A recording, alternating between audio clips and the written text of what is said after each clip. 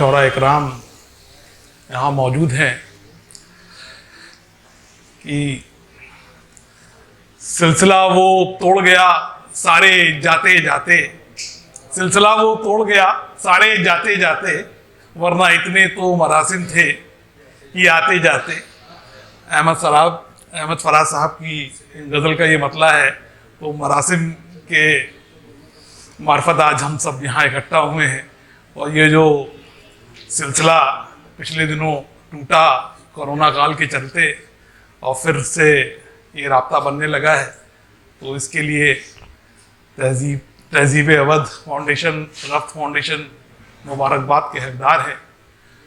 तो ये मौसम जो इस दौरान पिछले 1-2 महीने से मेरे साथ ये प्रोग्राम सब शुरू हुए हैं, ये अक्टूबर और नवंबर का ये मौसम, ये महीना जो है एक ज़माने में बहुत ही खुशगवार माना जाता था। पिछले दिनों से ये जो है थोड़ा नागवार हो गया है। आबो हवा जो है, अब ये हिदायत दी जाती है कि ओपन माइक भी ये बंद में होने लगे हैं कि आप आबो हवा जो है मुनासिब नहीं है सेहत के लिए। तो ये हिदायतें आजकल हम लोगों को मिल रही हैं। बहरहाल एक शेर इसी रेजे में कहा था कि संग नजर और नियत के एक हम ही नहीं खराब, संग नजर और नियत के एक हम ही नहीं खराब, कुछ तो तेरे शहर की आबो हवा भी है। तो बात कुछ यूं शुरू करता हूं कि एक गजल के चंद अशार हैं कि न भौरे ही आए मिलने, न तितली ने बात की, न भौरे ही आए मिलने, न तितली ने बात की, कुछ इस शिकायती लहजे में कली ने बात की, कुछ इस शिकायती लहजे में कली ने बात की। और होने न दीजिए मैला दामन अपना, होने न दीजिए मैला दामन अपना, होने न दीजिए मैला दामन अपना, होकर मुखातिब नदी से मछली ने बात की, होकर मुखातिब नदी से मछली ने बात की।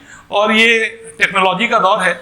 आजकल जो है भरी महफिल में बैठे बैठे तमाम सुवेशकों पे देख रहा हूँ अपनी माशुका से गुफ्तगू जो है चालू है मोबाइल और चैटिंग के माध्यम से। तो एक शेर यूँ कहा था कि कलम भी खामोश है, कलम भी खामोश है, ना लबों को जहमत दी, कलम भी खामोश है, ना लबों को जहमत दी। और कल रात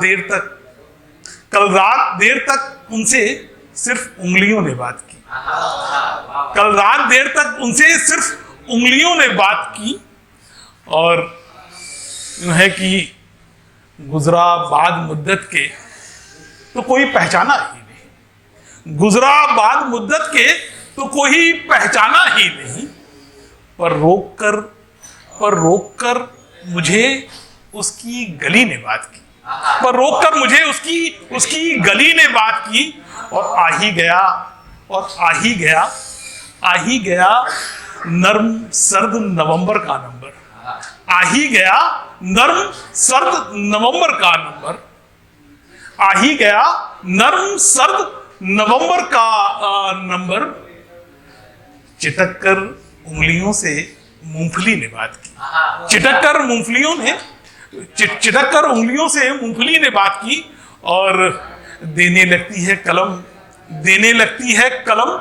नई गजल को शक्ल, देने लगती है कलम नई गजल को शक्ल, देने लगती है कलम नई गजल को शक्ल।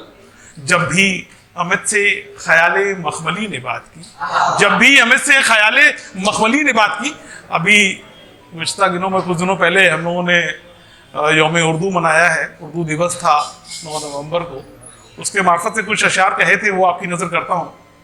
बस यूँ था कि मुश्किल नहीं जरा, मौलाना फरमाइए कि मुश्किल नहीं जरा गर आसान में कही जाए, मुश्किल नहीं जरा गर आसान में कही जाए, मोहब्बत अगर मोहब्बत की जबान में कही जाए, मुश्किल नहीं जरा अगर आसान में कही जाए, मोहब्बत अगर मोहब्बत की जबान में कही जाए और निहायत नजाकत और नफासत की गुफ्तगू है, निहायत नजाकत और नफासत की गुफ्तगू है।